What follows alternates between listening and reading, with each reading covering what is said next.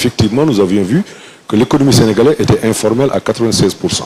Donc il faut entrer dans l'économie informelle, mettre à leur disposition des mécanismes qui les pousseraient à venir vers le formel sans que ça ne soit des outils qu'ils percevront comme des outils qui les obligeraient ou qui les forcent.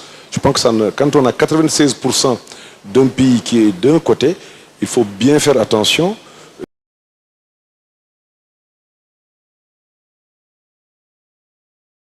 Et c'est pour cela, même ce concept est en train de changer. On parle de plus en plus d'économie solidaire. Mais en réalité, c'est plus de l'économie liée au financement.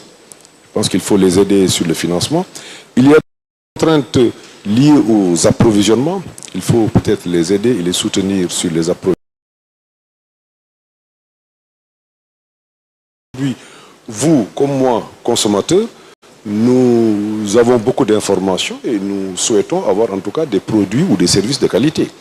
Et je pense que c'est la de l'ensemble de ces éléments qui permettront à l'économie de se formaliser. C'est-à-dire, j'entends par économie formelle, c'est que l'activité soit connue, que l'activité soit répertoriée et que les charges dues, impôts ou autres prestations sociales dues au titre de ces activités soient payées en toute connaissance de cause, et parce que tout simplement nous partageons, nous acceptons cette idée d'être ensemble, de vivre ensemble. Alors, le Sénégal et l'Afrique. Je vais vous demander d'aller un peu plus rapidement parce que nous avons terminé cette partie sur l'employabilité des jeunes, mais allez-y. Donc ce sera la toute dernière question. Allez-y. Alors, l'Afrique vraiment touchée par la recrudescence de la migration irrégulière. Est-ce à votre avis une conséquence de l'échec de la politique l'emploi et de l'employabilité des jeunes depuis l'indépendance à nos jours? Alors, depuis un certain temps, j'ai quand même une autre perception de ce phénomène.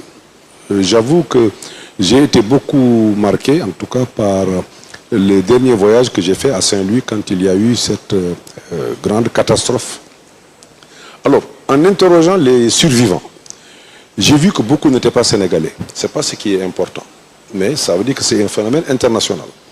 Autant les pirogues qui partent du Sénégal, mais il n'y avait pas que des Sénégalais à bord. Ça veut dire qu'il y a des possibilités de quitter le Sénégal et d'aller vers d'autres pays. Ça, c'est la première chose que j'ai eu à noter. La seconde chose que j'ai eu à noter, et c'est là où ça nécessite une réflexion et ça nécessite un changement, même en tout cas dans certaines de nos orientations politiques, c'est de voir tous ces jeunes avaient des revenus. Ce n'est pas cette fois-ci les parents qui ont payé. C'est-à-dire que vous avez des étrangers ou des jeunes Sénégalais qui sont là, qui s'adonnent à des travaux peut-être informels, c'est le lieu de le dire, mais qui ont un revenu assez important. Parce que tous les jeunes que j'ai vus ce jour-là travaillaient et avaient un revenu au moins de 150 000 francs CFA, ici au Sénégal. C'est difficile de vivre avec 150 000 oui, par contre. Non, je suis tout à fait d'accord. Je suis tout à fait d'accord. Mais c'est quand même un revenu. C'est quand même un revenu. Jusqu'à une période récente, le salaire moyen au Sénégal n'était pas de 150 000. Au moins, il y a un revenu. Alors, pourquoi quelqu'un qui a un revenu va-t-il prendre des risques sur sa vie pour aller en Europe? Il y a quand même les aspects de communication sur lesquels nous devons travailler.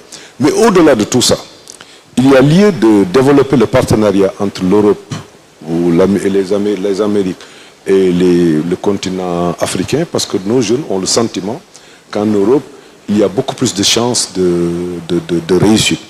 Et deuxièmement, je pense que dans nos pays, justement, c'est ce que je disais, la politique d'emploi, il faut l'amplifier dans des proportions telles, la solidarité aidant, je pense qu'on peut travailler à faire baisser ces questions liées à la migration irrégulière. Mais j'avoue, il faut avouer que c'est une difficulté à laquelle on va faire face. Merci ma chère Aïssatane Daté, chef